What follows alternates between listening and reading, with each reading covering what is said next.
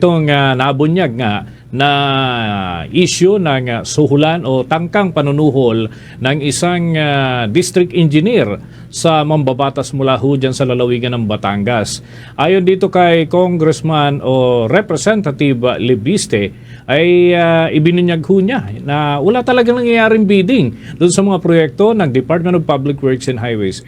Anong nangyayari? Alamin natin yan sa nakalap na impormasyon at direktamente live mula sa lalawigan ng Batangas. Bomboy sa Cotoner, please come in!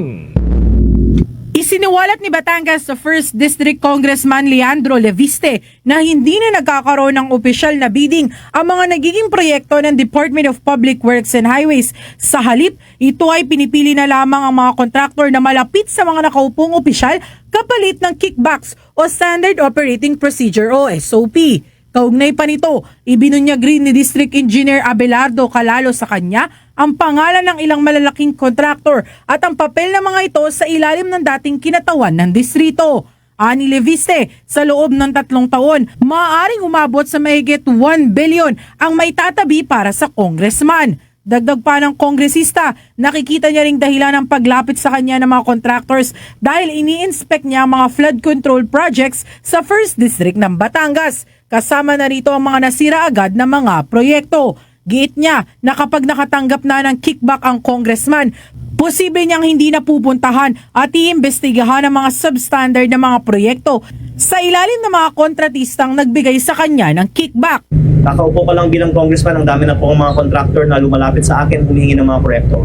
At kaya pala, dahil hindi pala daw nagkakaroon ng tunay na bidding sa maraming mga DPWH projects, at least in the experience of the 1st District of Batangas, ang sinasabi daw ay ang congressman ang pumipili ng mga contractor na sila po ay nagbibigay ng SOP sa congressman. Pero kaya ko po ito binabanggit dahil kung sa ibang mga distrito sa ating bansa, hindi natin ini-inspect at kine-question bakit mali ang gawa ng mga contractor, minsan hindi nila aayusin.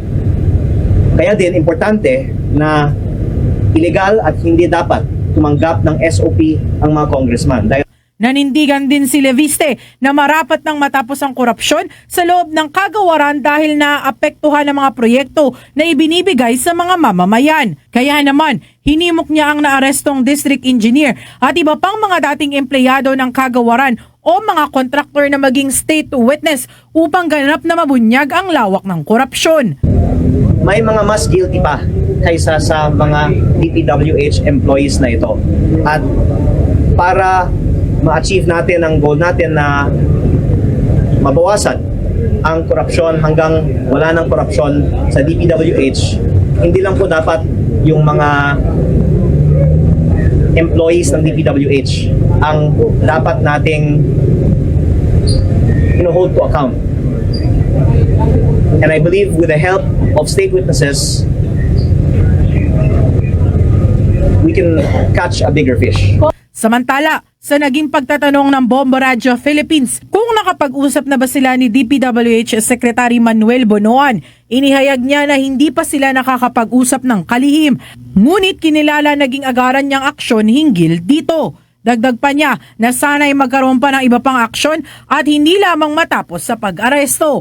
Handa rin siyang makipag-usap kung kinakailangan, ngunit ipinapaubayan niya na lamang ito sa kakayahan ni Bonoan. Kung have you talked with Secretary Bonoan regarding this incident, tsaka yung wish niyo rin na maging state witness nga ang kawani ng DPWH? I have not been able to talk to Secretary Bonoan, but I thank him for making his public statements yesterday disowning the alleged acts of bribery, and pray that there will be more action, because the truth is, all of us know that there's a lot more like this. Nagkataon lang dito ay meron tayong hinuli. Are you willing to have a discussion with him, Secretary Bonoan, regarding this incident and later investigation pa po?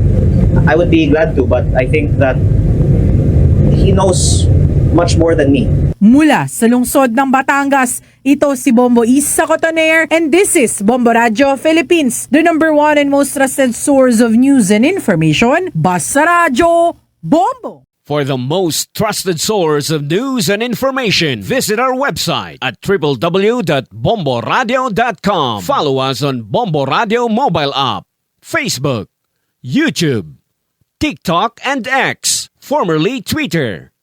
Like, share, and stay connected. Anytime, anywhere.